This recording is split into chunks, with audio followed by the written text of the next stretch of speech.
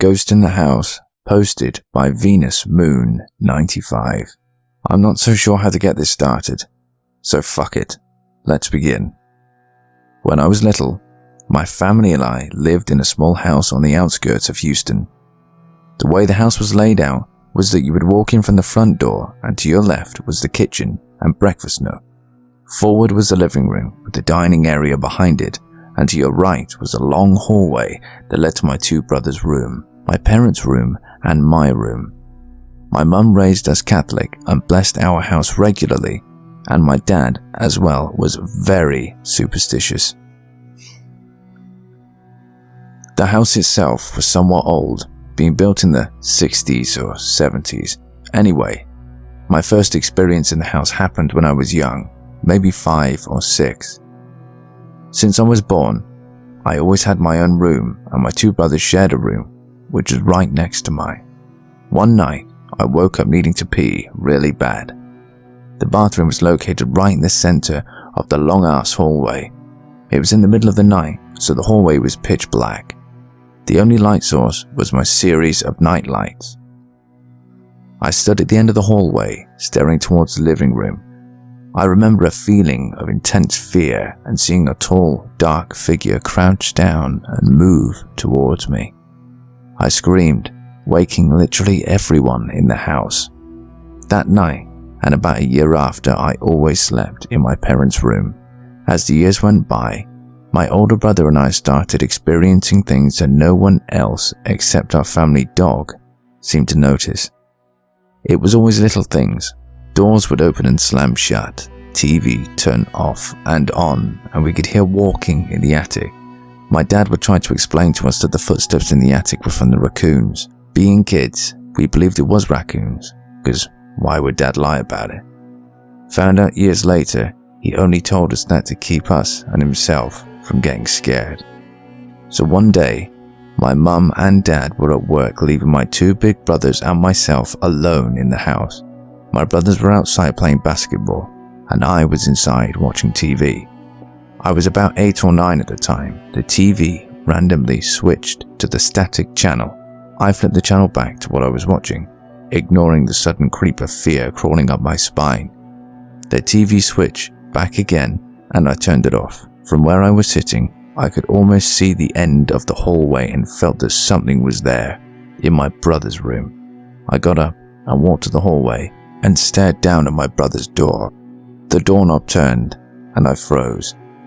I was the only one inside the house, yet I felt I wasn't alone. The door cracked open, and when it did, it felt like the hallway darkened. I bolted outside to get my brother. I told them what happened, and when they went inside to check it out, I remember both of them running out and telling me that we're going to play basketball until our parents got home. About a year later was the scariest moment shared by my brother and I. We had a sudden falling out with my dad's side of the family. My grandma was sick and dying at the time, which was causing a lot of animosity in the family. One night, I couldn't sleep. I kept seeing a creepy face in my closet, which was keeping me from being able to turn the light off and go to sleep. I had this sudden feeling that I needed to look outside. I slept under a window that overlooked the backyard. My brother had the same window in their room. I summoned up all my courage and glanced out the window. It was the middle of the night and the backyard was lit only by moonlight. However, we had a yellow slide that stuck out even in the darkness. I stared out for a little bit until I noticed something sitting on the slide. The figure on the slide had its knees drawn up with its arms wrapped around its legs, long bird-like wings and a long beak. The figure was so dark, so pitch black, it stood out even in the darkened backyard. The thing opened its eyes, which were blood red, and lifted its head quickly to stare at the window next to mine, where my brother was. And after about a minute, it slowly turned to stare at my window. When it did, it felt like a sharp icicle went through my soul. I screamed for my dad. He went outside to look, and nothing was there. That morning, my dad got the call that my grandma had passed away in the night. After that day, things on my dad's side went from bad to ugly. Old, horrible secrets came out, and my brother started to act out while I became more timid and sleep deprived. It wasn't until years later, when he had moved to another house and we were practically grown, that we spoke about that night. We were smoking a blunt, talking about scary things that happened in our old house. Like my dad would wake up to something standing over him a lot. We would hear things in the attic, spooky shit. I told him about the demon bird thing and he turned super pale. He explained in detail what the creature looked like, things that I never told my parents. It clicked to me that whatever that thing was made direct eye contact with my brother, and when it turned to stare at me, I screamed.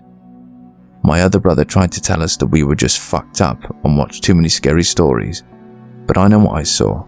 He saw it too. I haven't had too many paranormal encounters after that, just a few here and there, but I'll always look back at that one night, that one scary-ass night.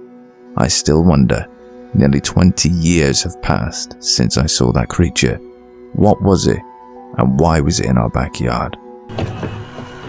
Don't swim alone at night. Posted by Katori Bodhi. When I was a child, we had this family tradition. We would go to Wells Beach in Maine and stay at this ocean resort called Lafayette. It was a nice place, beautiful beach. The area was safe and had an arcade, pretty much right next to the resort. Now, as a kid, I'd love the water. I loved the beach, so I would spend most of my days at the beach, then finish off the day with going out to eat or going to Kennebunkport for some shopping, with dinner, or sometimes whale watching.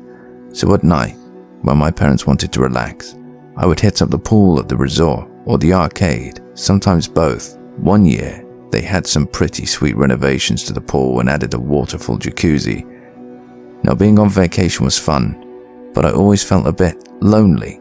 So anytime there were teens in the pool area, I would try to make friends, but at my age, it was just weird. So even though I wasn't hanging with teens, having them in the pool area at night was comforting.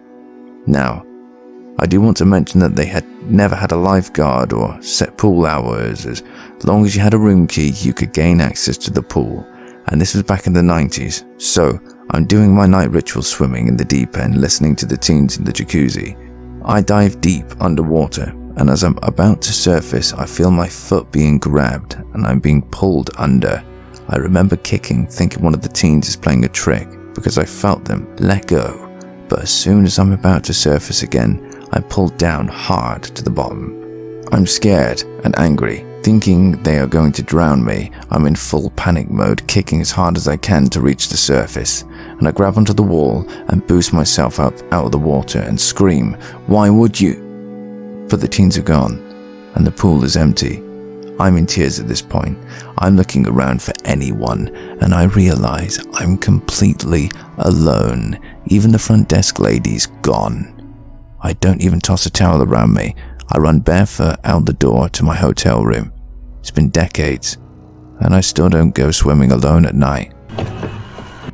Huge Victorian mansion plus suspiciously cheap plus creepy vibes in the basement equals my 100% true experience that was confirmed by a medium. Posted by BarramU412. Although my experience starts off like every haunting movie, I promise this is exactly how it went down. My best friend flips houses, and I found this huge Victorian mansion that went into foreclosure and was up for auction. He was the only bidder and paid next to nothing for this house. His plan was to demo and update as much as he could on his own. I was there almost every day to help in any way that I could. It got me out of the house, kept my mind off things, and taught me a thing or two about renovating a house. It was a win-win for the both of us. Besides, from the whole place having a cold, abandoned feeling, the only place that made my stomach turn was a specific room in the basement.